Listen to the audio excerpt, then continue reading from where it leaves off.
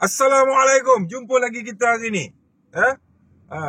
Berita terbaru tergempar. Tak gempar sangat lah. Pihak polis menerima banyak laporan berkaitan dengan kegiatan main mercun yang berkait dengan isu pipeline terbakar tu. So aku tengok ramai netizen gelak lah, perli lah, kecam lah. Alah, korang ni pelik-pelik lah. KP Selangor cakap macam tu. Dia kata masih dalam siasatan. Kita juga menyiasat. Ada banyak laporan polis yang dibuat berkaitan dengan main mercun. Jadi aku nak bagi tahu kat sini, pihak polis ni dia memang siasat semua sudut. Cina main mercun halau hantu. Melayu main mercun serupa hantu, kau tahu tak? Macam kena rasuk dengan hantu.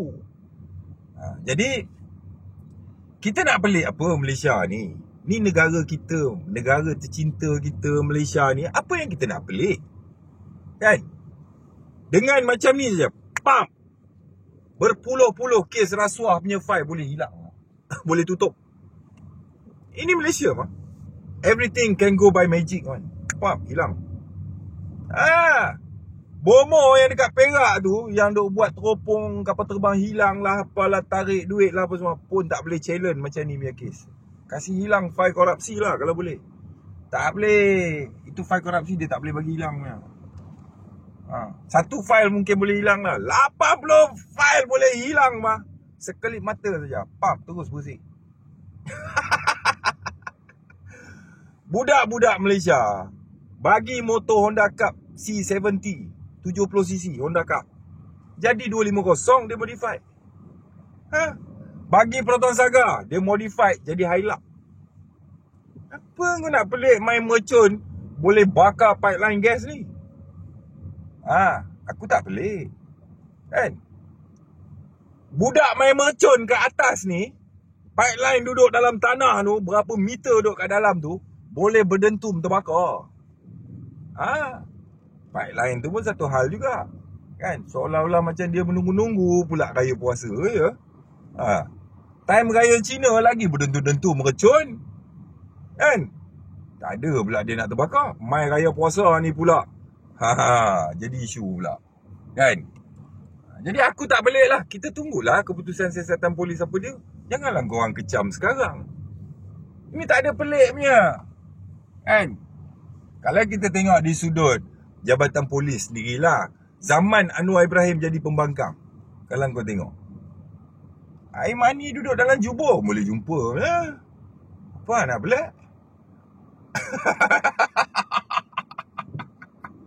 Kedai mesin judi lah, apalah semua, duduk depan hidung, sukar dikesan. Aimani dalam jubur Saipul boleh jumpa tau. Ingat apa? Inilah nama dia politik. Kalau kau nak tahu, sebab tak aku menyampah. Kan? So, kalau betul dia berpunca daripada kegiatan main mercun sehingga menyebabkan gas pipeline ni boleh meletup, terbakar, berdentum macam tu, budak yang main mercun ni perlu dihantar ke Palestin. Sebab apa? Dia mempunyai kepakaran.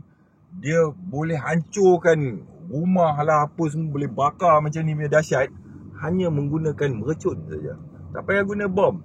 Tak payah bawa senapang. Tak payah bawa peluru. Tak payah bawa hand grenade. Tak payah bawa launcher. Bawa mercun bodoh je. Satu pipeline boleh berdentum. Okay? So, relax lah. Jangan kecoh. Alah, isu-isu semasa kat Malaysia ni, kalau macam ni punya isu, anggap je dia sebagai bahan lawak jenaka untuk nak hiburkan korang ni.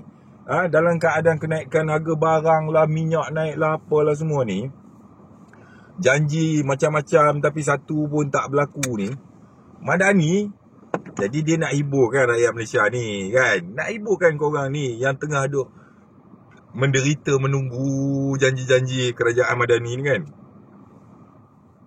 Jadi dia bagilah hiburan. Hiburan dia macam mana tau?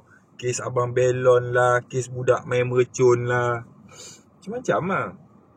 Anggap je hiburan kelakar benda ni, kan? Apa pun terbaik Polis Selangor. Dan kita harap pihak polis dapat mengesan punca sebenar kebakaran pipeline ni, kerana aku percaya pihak yang sedang tak boleh tidur malam kerana ditakuti kena bayar pampasan. Sama ada yang nak kena tu Petronas ke, ataupun yang nak kena tu kontraktor ke, kontraktor dan kroni-kroni ke, itu semualah kan. Ataupun yang nak kena budak yang bakar mercun tu lah. So hidup berakal, mati jangan berantu. Maniskan, kurangkan manis dalam minuman, tambah kemanisan dalam senyuman, macam jebat dahaga. Hidup berakal, mati jangan berantu. Belum mati jangan bodoh macam hantu, kena tipu bulat-bulat je dengan orang. Fikir-fikirkan. Sekian, wassalam.